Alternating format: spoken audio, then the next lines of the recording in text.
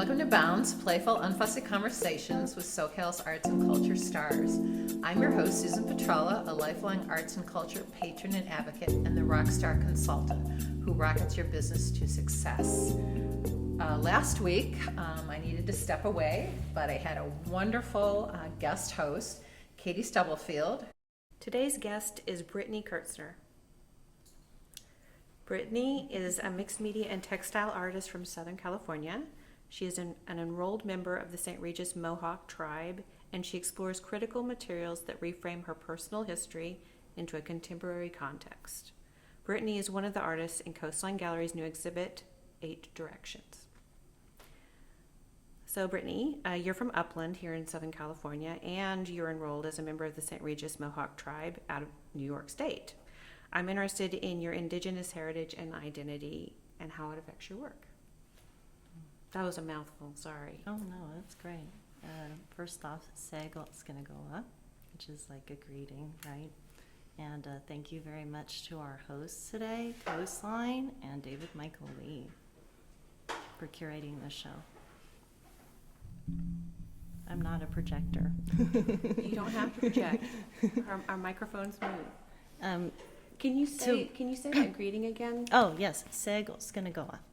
Segel's gonna go up. That's beautiful. Thank you. And it means? It's just an informal greeting to a friend. Right. Yep. Firstly, I'm not actually from Upland. Maybe that was Well then. That was Google. This sounds intriguing. I have family in Upland though. Where are you from? Wow, a number of places actually. Mm-hmm. Quite all over the United States. I guess I was born on March Air Force Base, which is, I guess, Riverside County, right? But I also was a foster kid, so during that time, my youth and adolescence, I grew up on the reservation for our tribe. And then high school age, I moved out here and lived in Orange County, Upland for a short while, Rancho Cucamonga. Yeah. Now I'm in the Pass area near Big Bear. Well, thank you for coming down to join us today. It's a bit of a hike. How does your heritage relate to your work? I mean, that's a big question. Yeah, it is a big question. First and foremost, probably very important to it.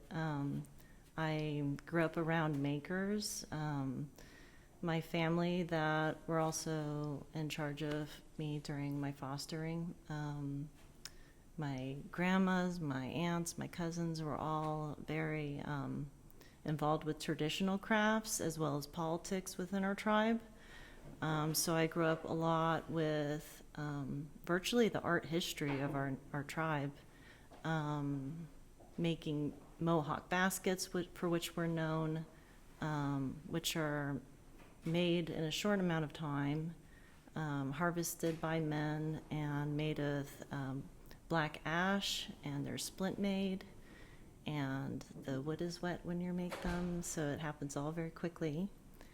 And also a lot of other textile arts are very important to our tribe, which I could go on at quite a length. But all those things show up in my work. A lot of the motifs that come up in particular art history come up in my work. The wampum circle shows up a lot. I also explore themes which I think are essentially contemporary, that our work might exist in some sort of futurism as like monoliths or megalithic type structures. My fiber sculptures that I make are within that kind of realm. I'm looking to make them as like a structure. Mm-hmm.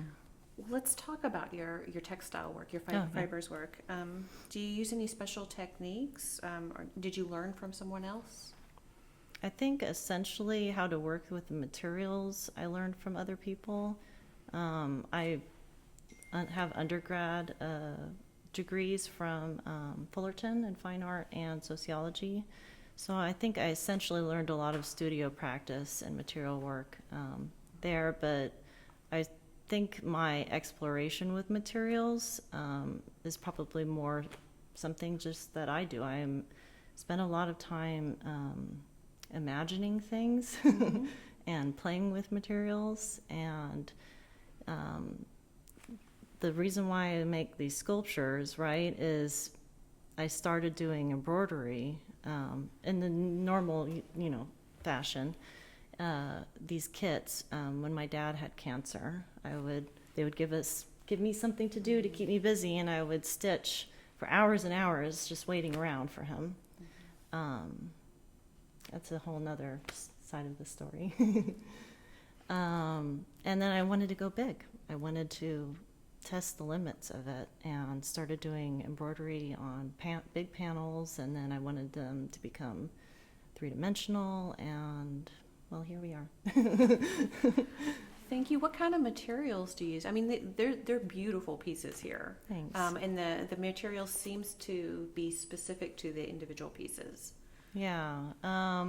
Well, the sculptures are sort of a process of trial and error that I came at, but they're made with, so they're rigid, right? First off, they're not flexible like you would probably assume. They're made with a steel wire frame and plastered with repurposed, or plastered on top of repurposed textiles. I source a lot of repurposed items from my textile friends. And then they're stitched through, and the stitching essentially warps like the frame and builds the sculpture. And it's quite time consuming. I bet it is. And there's a real distinct coloration to each one of them. Is color important to you as far as your three-dimensional pieces go? Yeah. I think in the same way that other artists might in their mind. I like to work in colors I think that are familiar to me, things that exist within the landscape of our tribe and probably within my mind. I'm kind of interested in how they relate to maybe energy. Like, I've had a lot of people talk to me about how they seem to radiate, and it's not a planned thing. It just kind of happens. Well, the radiation, the radiating color that we're talking about actually is a big part of your paintings as well. Right. Can you talk to us a little bit about those? They're very thickly textured, luscious pieces. Could you talk about those a little bit? Yeah, I mean, I paint in oil primarily. I don't know if I could peg myself specifically as like impressionist. I think I have like a particular way. I do a lot of like scumbling and things that maybe you wouldn't do if you're an impressionist. I'm not like laying lines side by side, but I'm very interested in like sort of forms that emerge like intuitively. I think there's like probably a cosmological kind of element to my paintings and my work overall, that's been like attributed to the Diaton artists, like Lee McMullican and those sorts of people, trying to arrive at like shapes within the universe that might rise out of oneself. I imagine the materiality is important with these pieces as well. What materials do you use for your paintings? I know you've got some unusual stuff going on. Yeah, I mean, I paint on a variety of things. Of course, linen and canvas, but also I like to make sculptures and paint those. And, sometimes they are out of concrete.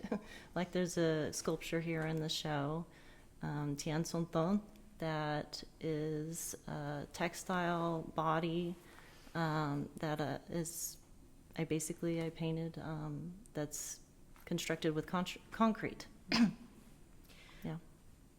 When I was looking at your paintings, I noticed that they have a name in English, and then they have a name is it Iroquois? It's Iroquois. And the Iroquois name is in the paintings. Can you talk a little bit about embedding those and what those words mean to you? Yes. So my aunt, her name is Minerva White. That's her English name, I guess.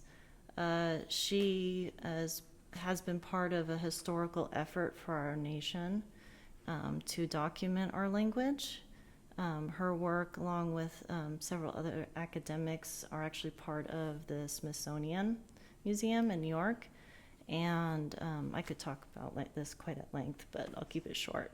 So essentially, it's very important for my family, since she has been our chief, and we have a number of other relatives that have been chiefs, to keep the language, the memory, and the use alive. And so I kind of have this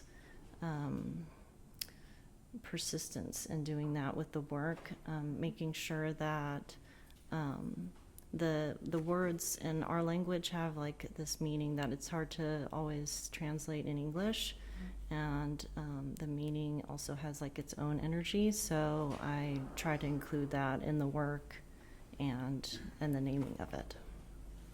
That makes a lot of sense, and I absolutely encourage people to come see your work and see how the names are embedded in the work and how they are woven into that whole process. I should ask you, do you paint and do sculpture at the same time? Are those two things that happen simultaneously that feed off each other, or are you working separately with those? Yeah, I'm often working on bodies of work simultaneously. My studio will have a variety of shows kind of coexisting, but so, singular, of course. And so the work in this show, this body, all happened around the same time and coexisting with others. And they have their own like visual dialogue, I think. They work together and are connected in that way. Mm-hmm. Mm-hmm. You talk about having a studio. I understand you have a really strong work ethic. Would you mind sharing your ethic with folks? Encourage other artists? What? Well, that in itself might be complicated. I do work every day, like many of us do, I would suppose. But I also get up very early. You see, I have 3 small children. I have a 6-year-old son and then twin girls that are 3 years old. And so I'm, full-time artist, but full-time mom as well. Mm-hmm. So I wake up at 4:30 every morning, just because I'm naturally sort of alert, but also that's really the time that I need to allocate for myself to make work, because the rest of the day I'm hitting the ground running, shuttling people, and it's wonderful that you're able to carve out the time. I should ask you how you chose the pieces that you chose to have in the show today. Just a general sort of feeling that they would be fitting. I don't know beyond that. I think just in talking with David and the general sense of the space. Mm-hmm. Yeah, they are very complimentary with the space. Today's guest is Brittany Kiertzner, and I want to thank you for coming out. Everybody should come down and see your work. It's beautiful. Thank you. Thank you very much. Thank you, everyone.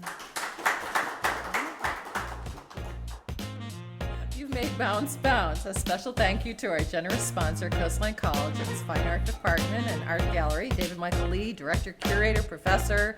He's also Bounce's wonderful producer, audio tech. Thanks to him.